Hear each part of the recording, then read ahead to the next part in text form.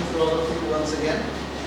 And in this session, I'll be talking about branding of services. So, this lecture session, I've divided it into 3 parts. In the first part, I'll give you an idea about services, concept of services, and a few important issues that you need to understand about services. In the second part, I will talk about the branding of services in the context of a particular model. And then in the third part, I'll give you an exercise which you can do in the form of a team. So that's how the session will proceed. So first of all, let us try to understand what we mean by the term services. Any idea? You can talk about it. What is service? Because mostly when we talk about marketing, our focus is on goods. Okay. So what is services? Services is referred to as job. Intangible assets. Sir, service basically act or performance offered by one party to the another party, which generally doesn't transfer the ownership and it's intangible in nature. And service is really tough to measure in terms of standardization because most of the service is done in humanized way. Can be measured because you have a number of ways or models or frameworks to measure service. Yes, but it's tough then how we measure the products. It's complicated than the Service product. quality we can measure. There are different tools where we can measure service quality. But the rest of the part, what you have said, is the essence of service.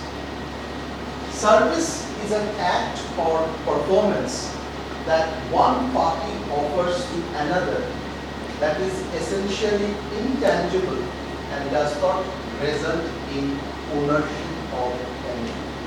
Here 2 things are important in this explanation. One is that it's essentially intangible. Intangible means what? You cannot touch it. A kind of, you can say, it does not have any kind of physical existence like good, like goods. And it does not result in ownership. You go and stay in a hotel for one night. You use the facilities, right? But once it's checkout time, you leave the hotel. So you stay in the hotel room for one day. Does it end up owning that room? Does it end up owning that room? No. You travel by bus from Durgapur to Kolkata, you enjoy the ride. Great. But once you get down, what happens? Ownership is lost. It's over. So you experience it, but you do not own it. So remember 2 things. It's something which is intangible and does not result in ownership. But in case of products, once you purchase this pen, you become the owner of that pen. Okay. And it is tangible. You can touch it, you can see it, you can feel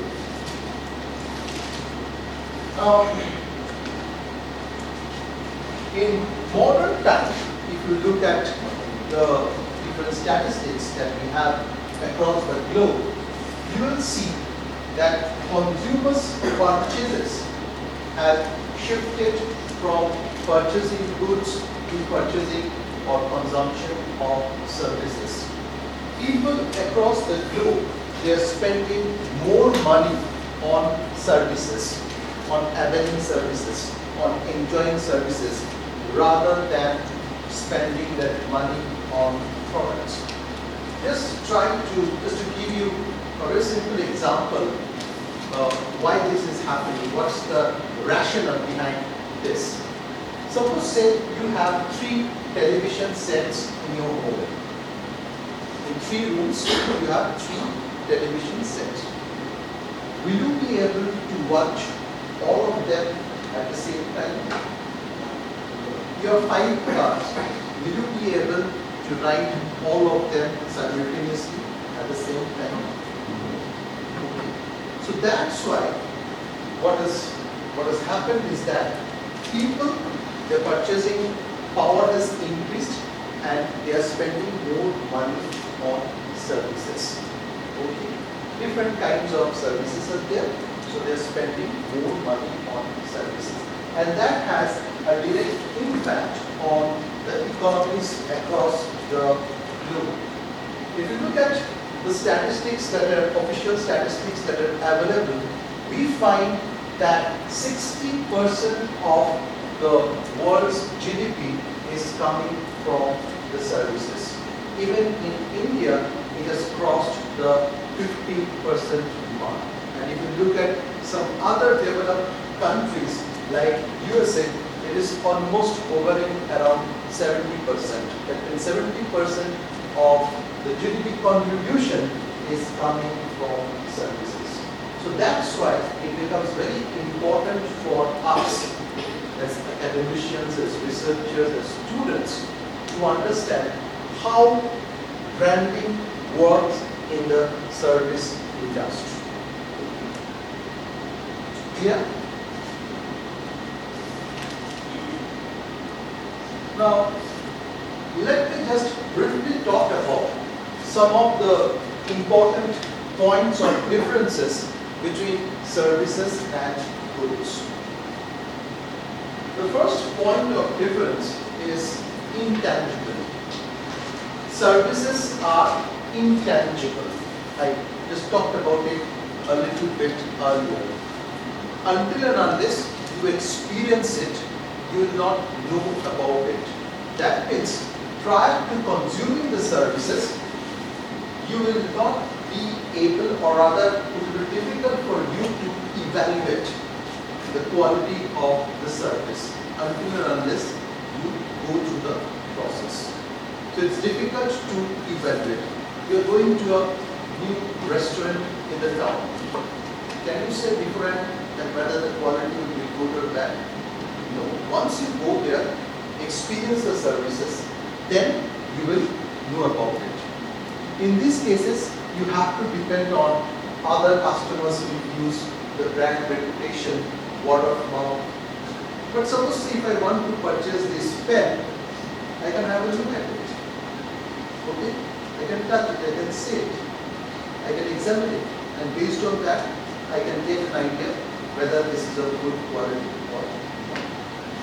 So, because of this intangible nature of services, it becomes difficult for consumers to evaluate services prior to consuming it. The other major problem that comes up here is marketing communication. You understand that? Advertising. Okay. So how will you convince people that what you are offering is good? Because you don't have any tangible features. If I'm selling an automobile, I have a lot of attributes, tangible attributes that I can talk about. For example, say I can talk about engine, I can talk about mileage, I can talk about space, I can talk about safety, I can talk about the entertainment facilities. But in case of services, can I talk about such tangible attributes? So that's why it becomes very difficult for the service provider to talk about the features, the benefits that the service will offer to the customer. The marketing communication itself becomes a challenging task.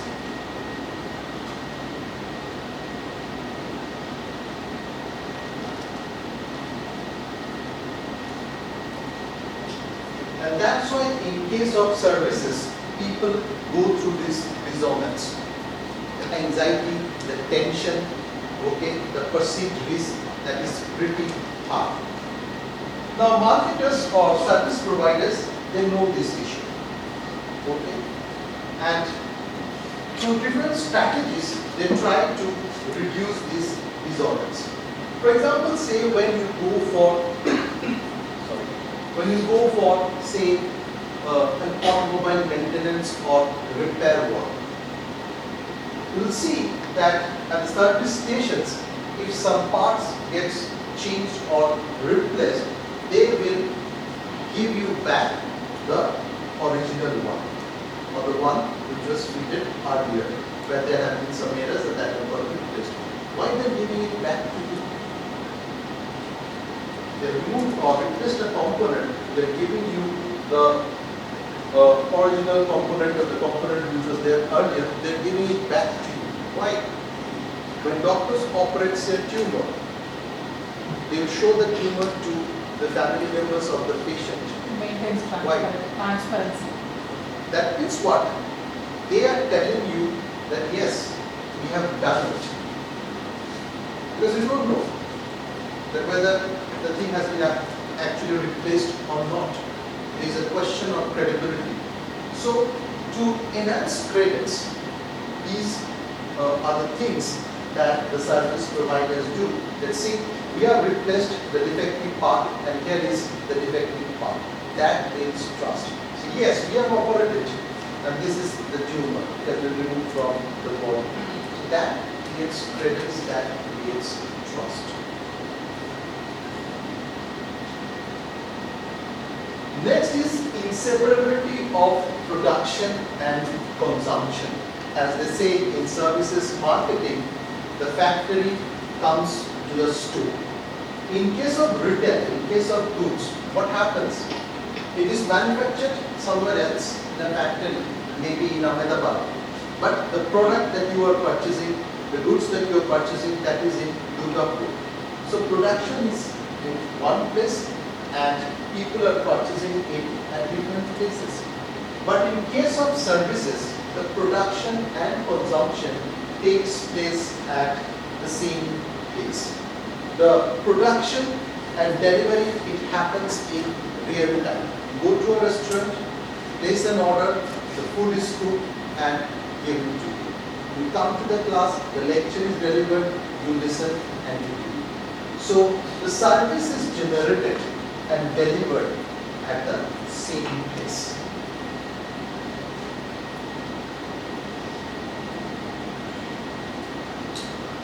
Variability in specifications and delivery.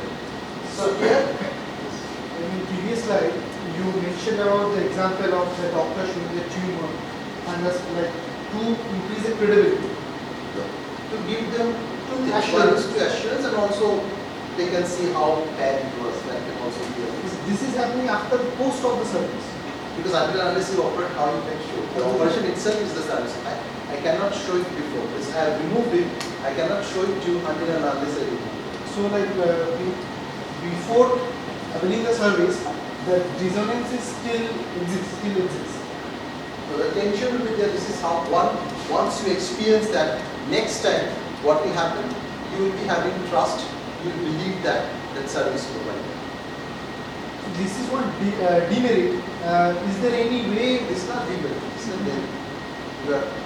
You are showing it and building that trust. For example, say in coaching classes, many coaching classes you will say that okay, you come and attend the classes free of cost 7 days. If you like it, you carry on, else you can. See?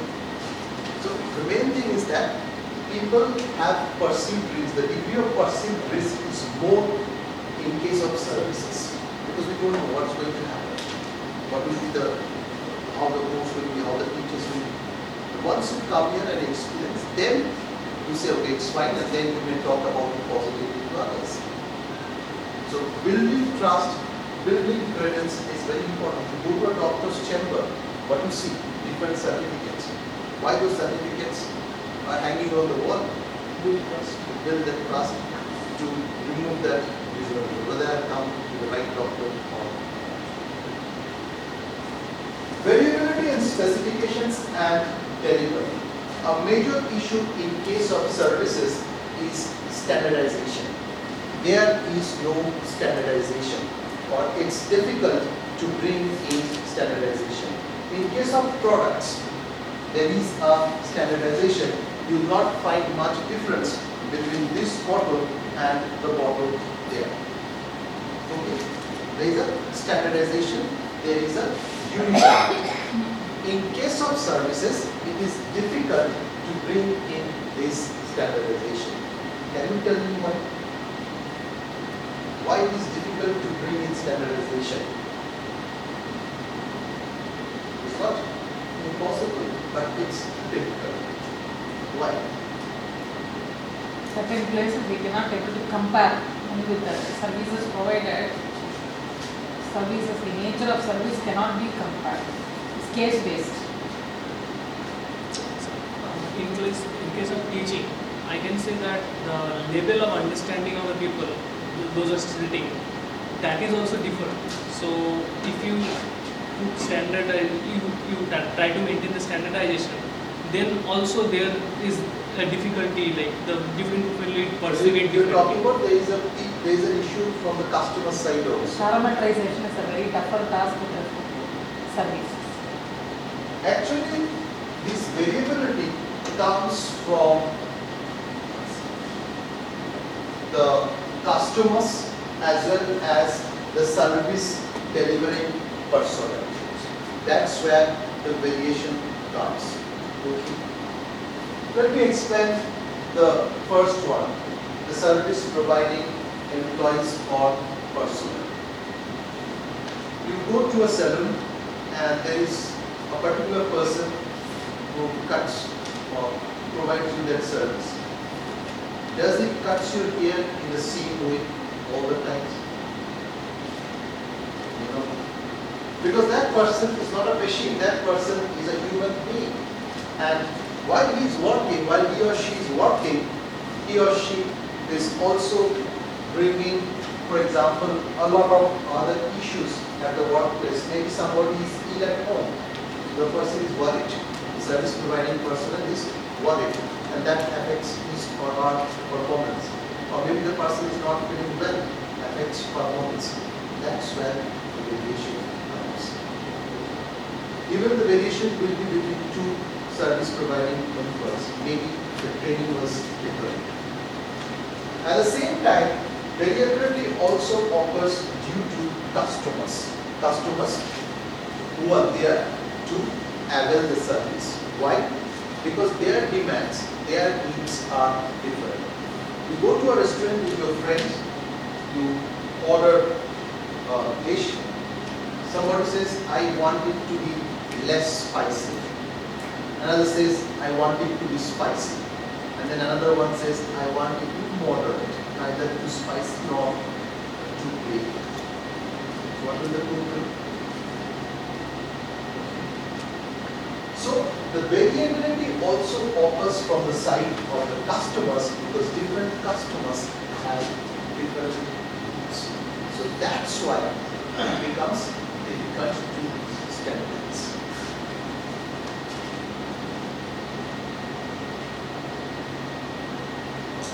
Perishable nature. What do you mean by this? Perishable nature? Wears off, dries off. What? Wears off, like wear and tear Wears off. happens. So yesterday I had a Time. workshop, I missed it, and I cannot go there and do the same thing. The time and moment plays vital role. Today I have a problem, the time that it should be solved. Not it cannot be prolonged. Procrastination is not possible in case of services. Yes. Yeah, Mr. Hans?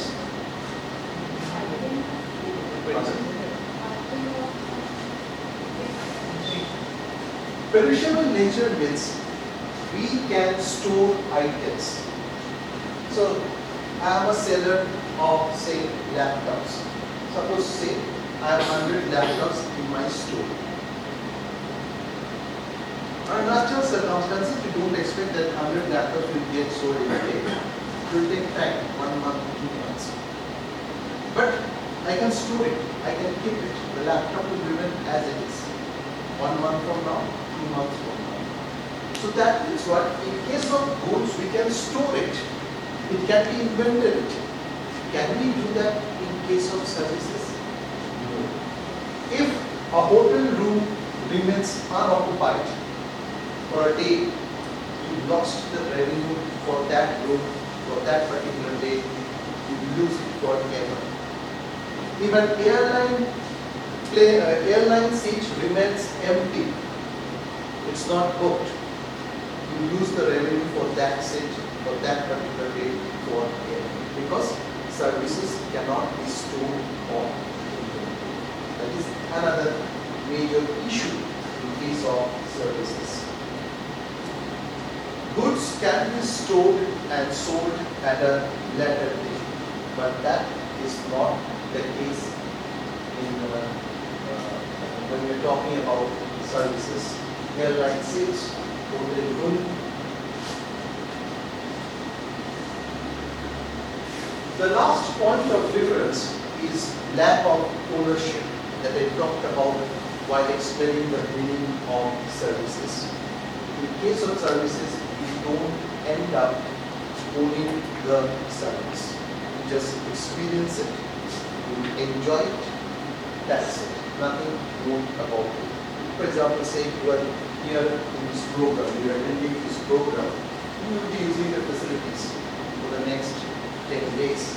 But once it's over, what happens? You leave and then maybe another program will be there, somebody else will come.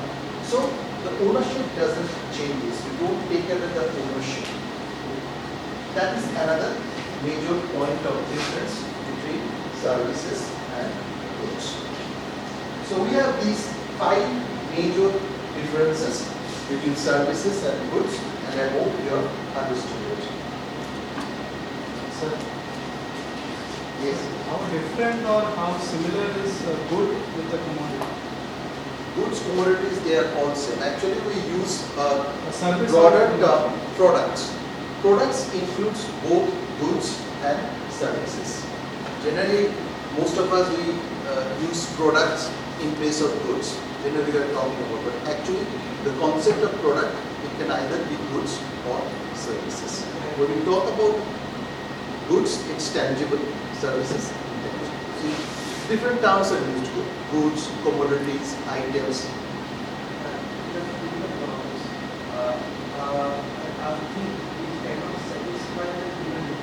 We cannot consider the value. And if our thing is satisfy the value and the demand, we will consider the economy. Economy is safe. And the past experience of the economies. So, a product can also be a part of the economy. Product is a broader term which covers goods or commodities as well as services. So generally, our concept is product means pain is a product, but actually, total services that we are getting at OT, that is also product is a broader term which covers both goods and services. Goods, it's tangible. Services, intangible.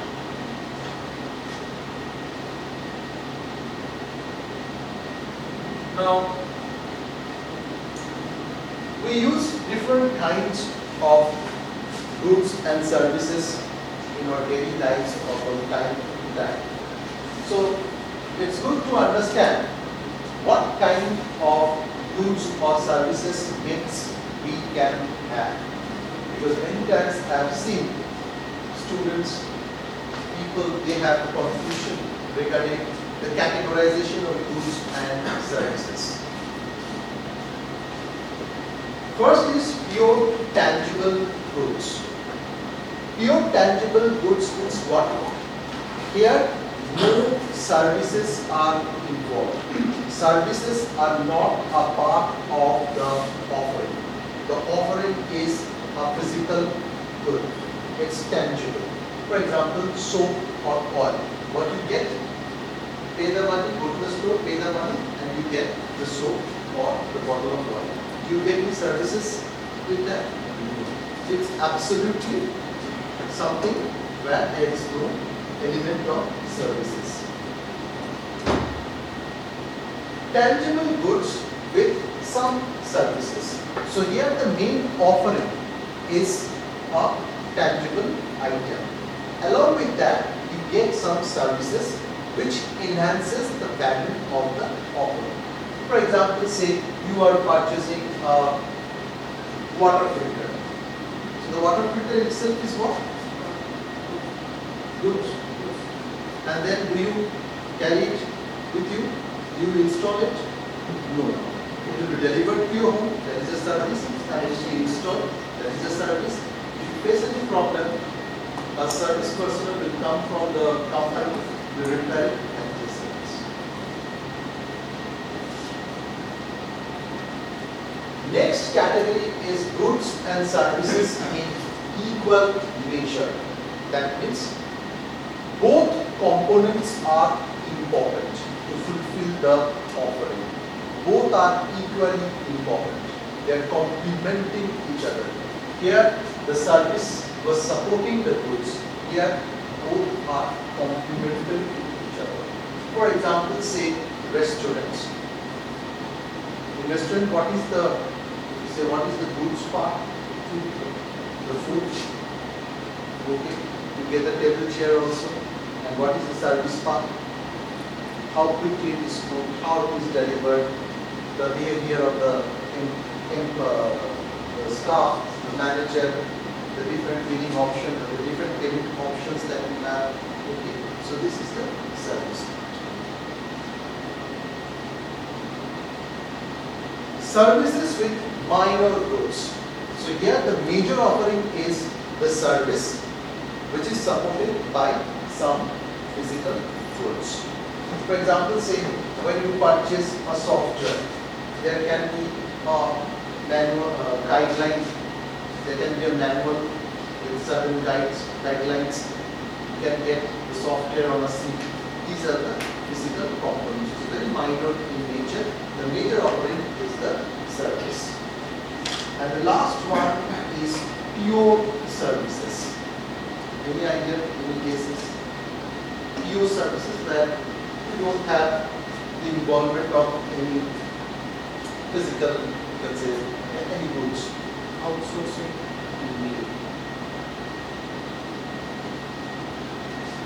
Electricity services, mobile services. Email.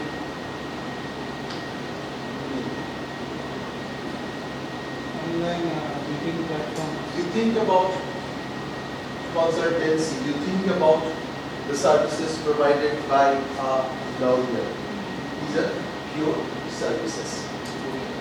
So these are the different goods, services. Knowledge transfer. Yeah, Knowledge transfer. yeah. Very good.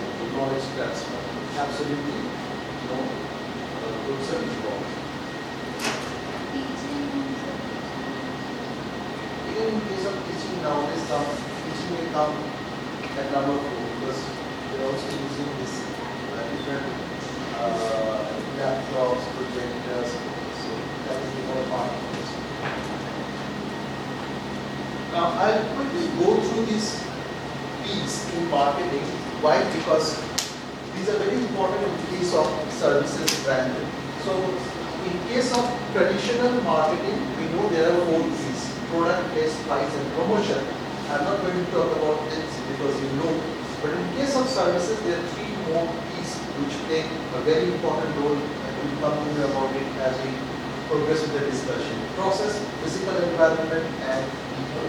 And these 3, they play a very important role in the branding of services. These 4 P's definitely they will be there, but these 3 are critically important. Process means the procedure, the activities to which the service is delivered to you. Okay. Physical environment extremely important in case of services. The environment of the place where the service is delivered to you.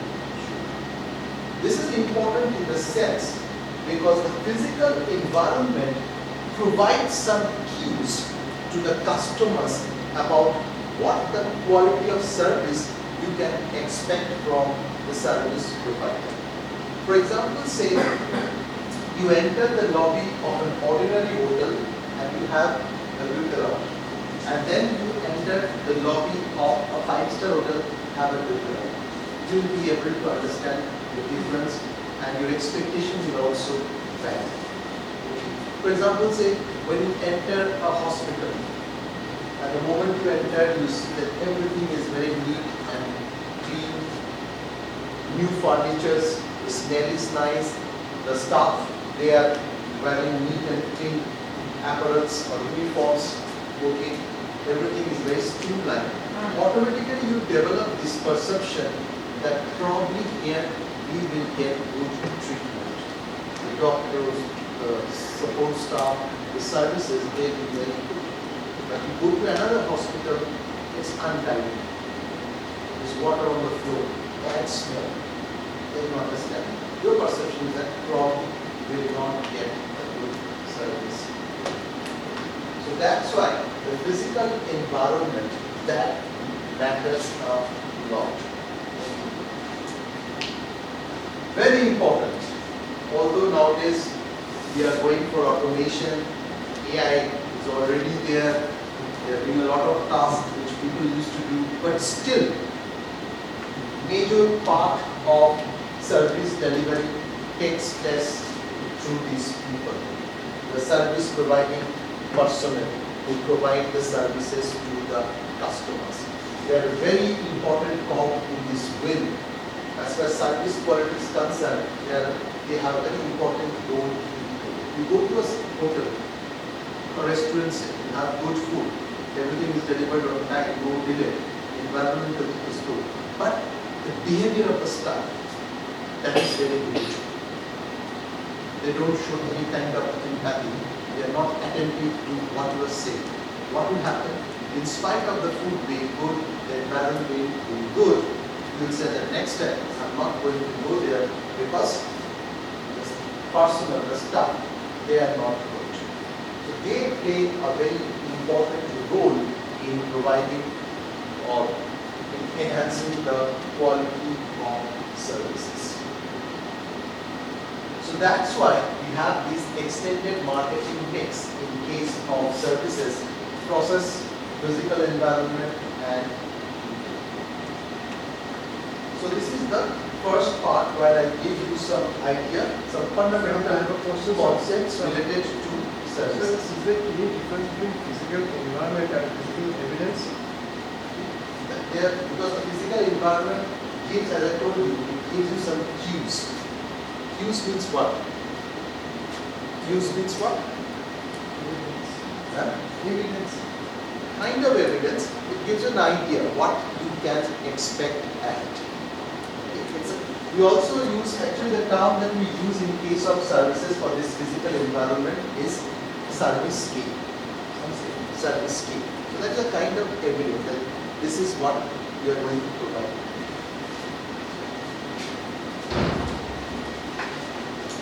So now I will talk about a particular. Does this service keep exist?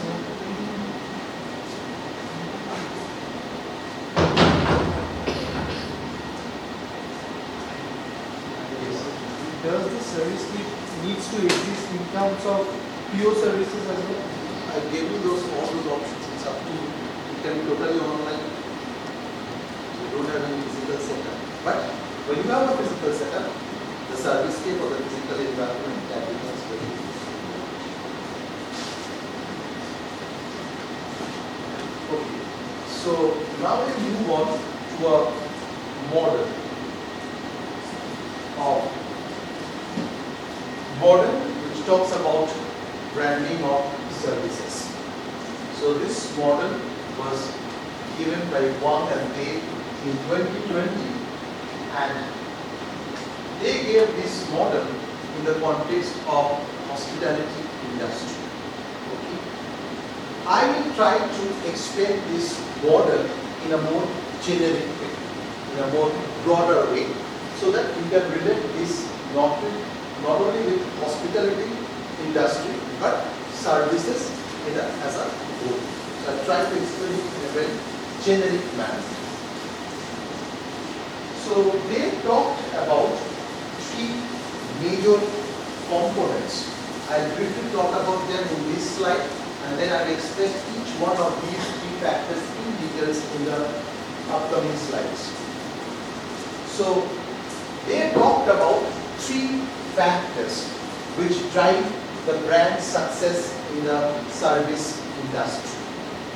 The first one they talked about is service quality. I'll explain that. Here I'll briefly talk about that. So service quality, it is the overall effectiveness of a service brand in fulfilling the expectations of its customers. So when the service provider is able to fulfill your expectations, then we can say that the service quality is of good. It's good. Okay. So it should match with your expectations. Now, what are the attributes of service quality? I will talk about that in the next slide. The second factor is service personalization. That means providing services based on the needs of each customers. So you are going for personalization, you are going for customization. Like I told you, somebody needs the food to be spicy, somebody needs less spicy, somebody needs moderate spicy. So for each of these customers, you put the food in a different manner so that it fulfills their need, their requirement. And the third is relationship. Relationship is important in case of the retail industry, but it is also equally important, if not more, in case of the service industry. Again, that people part comes into play. So there should be a continuous engagement and communication between the service provider and the customer. How it happens, what can be the different strategies? I'll talk about that a little bit later.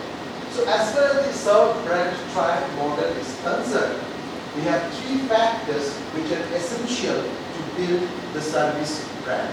So we have service quality, service personalization, and service relationship. These are the three critical factors where the service providers will have to think about. So let us go through this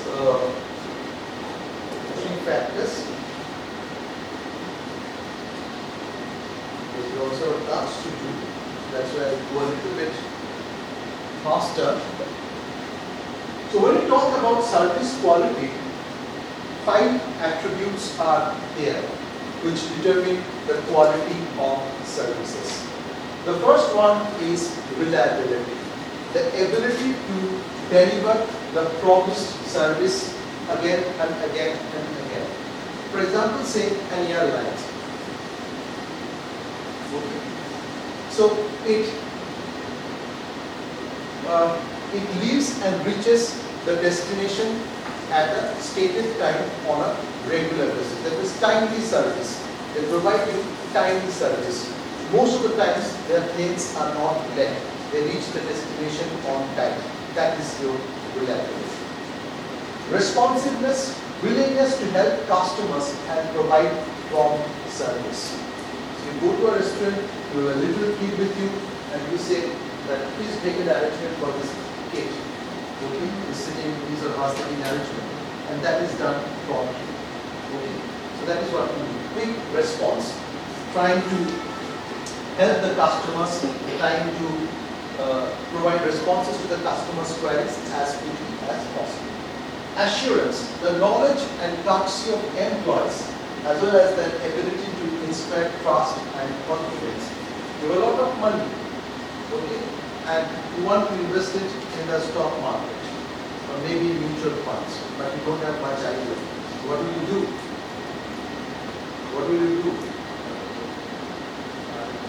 So you take the help of a service agent, a broker, and if you know that if that broker is knowledgeable, he talks properly, that will give you assurance, that trust, that faith, that yes, this person will not end up, or by getting my money invested based on the suggestion of this person, I will not end up losing money, rather I will get profit.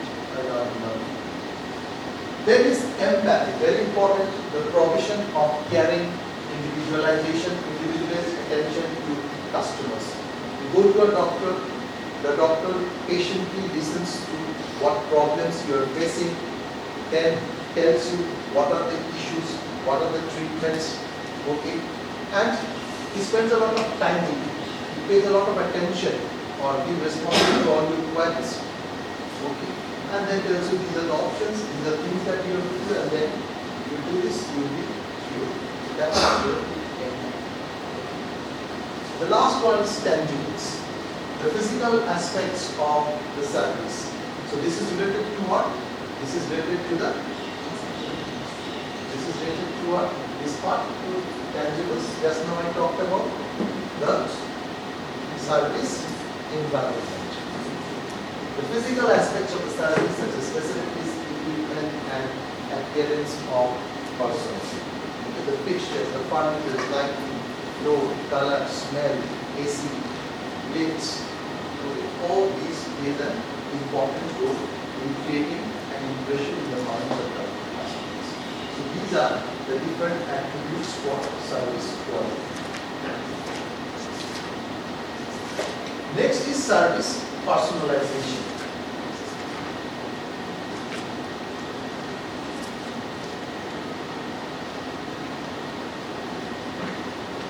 I hope I'm not going too fast, you can understand. So as I told you, service personalization, it's about tailoring services to meet the specific needs and preferences of individual customers.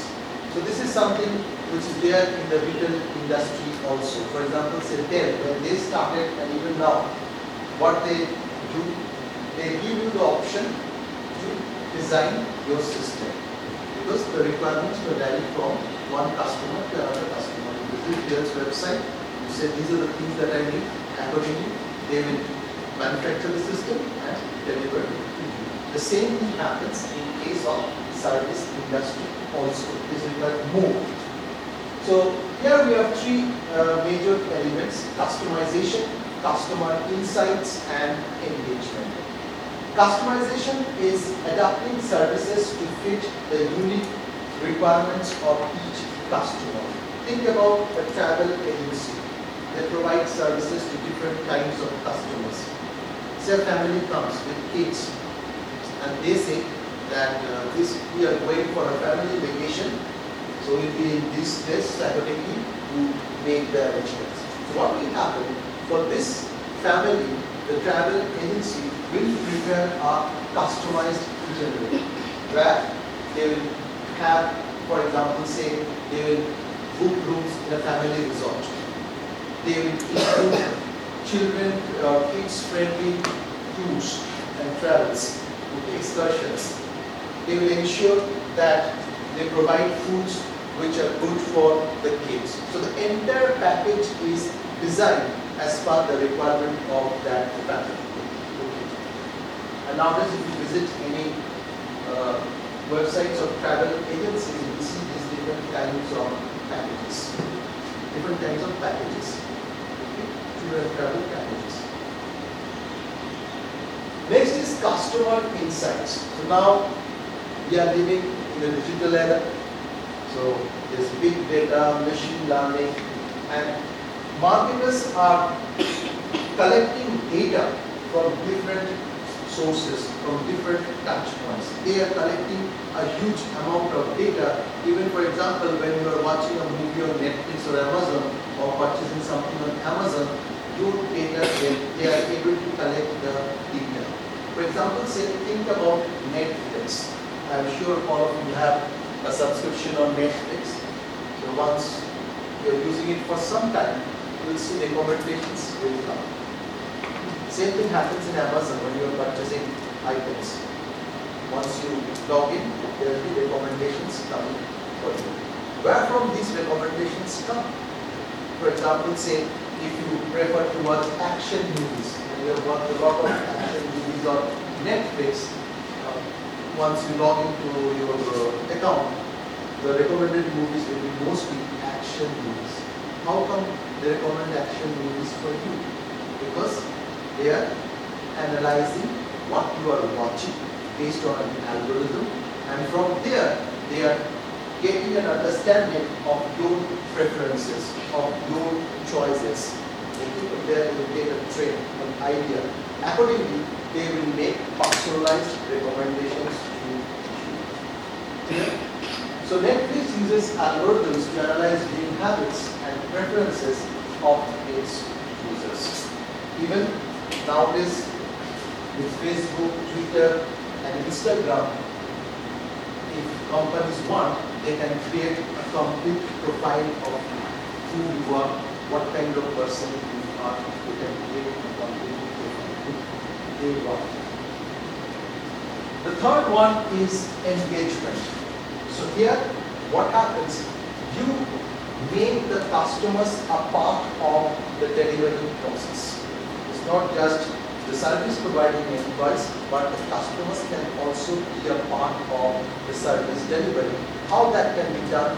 That can be done by giving them different options. For example, say a health club or a fitness center, they may be having an app, and using that app, you decide what exercise you will do for how many hours. Okay, so you design your routine, and then you see how you are progressing.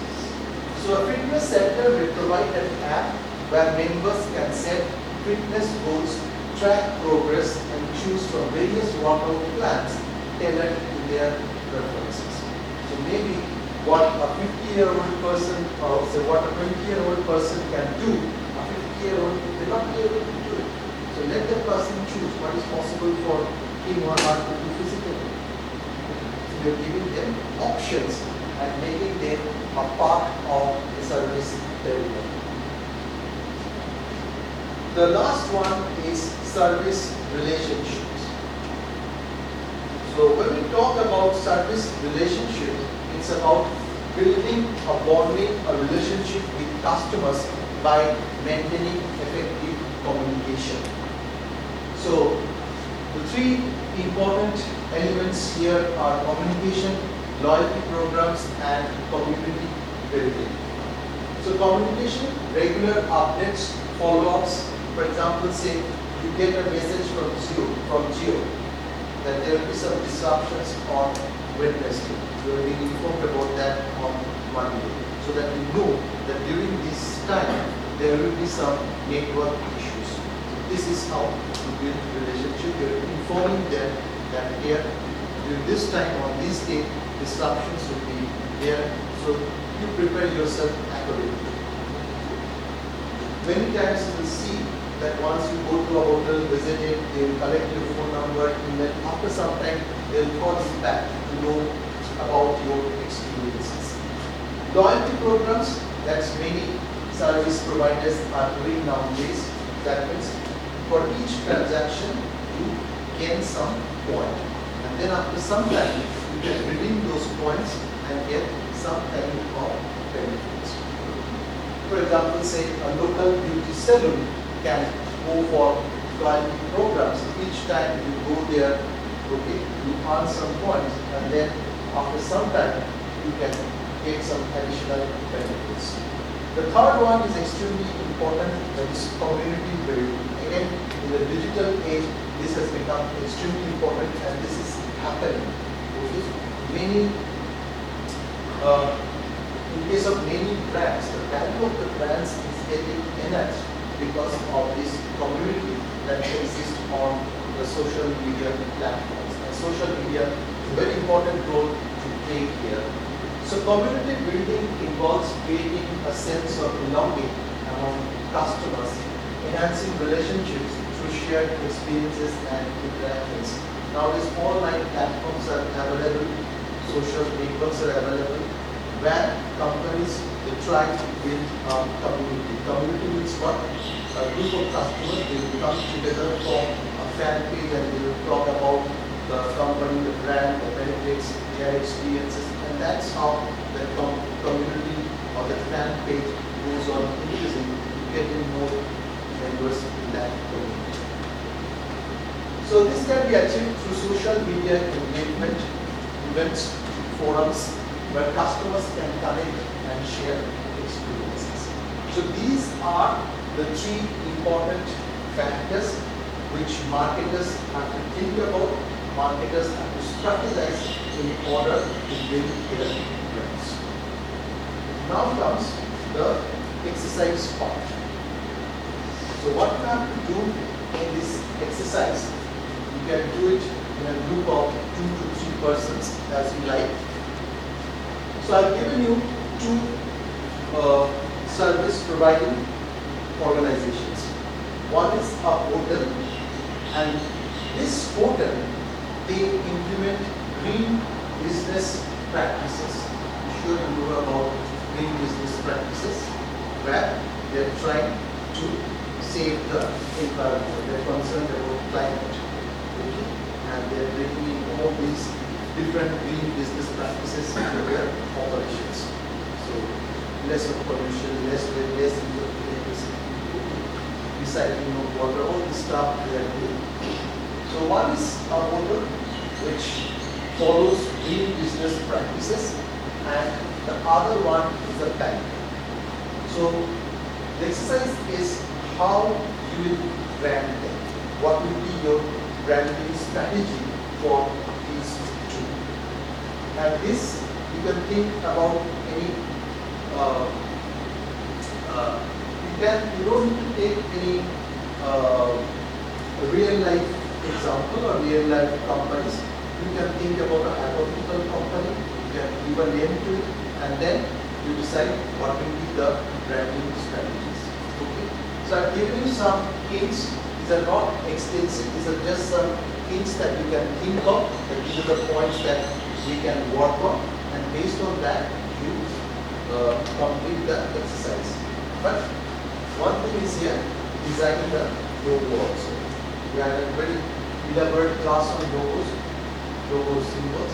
So you design the logo. So what you do, you create a hypothetical company, and then you talk about what will be the strategies, and you design the logo. So I thought of conducting this in the class, but since almost late by quite some time. So what you do, you complete both these and present it in the next class. So when I will have in the class, so you can form. I don't know how many of you are here right now. So I think 16 are there. So you can make a group of 2 to 3 people, not more than that. So maybe 3, and maybe in one group it can be 4. So you complete that, and I'll see your presentations on when I have the next class. Tuesday. Okay. So either one, hotel or bank. Both. I actually thought of making you do one in the class and the other as a task, but since it will take some time, so we do it as a kind of task that you do at home and present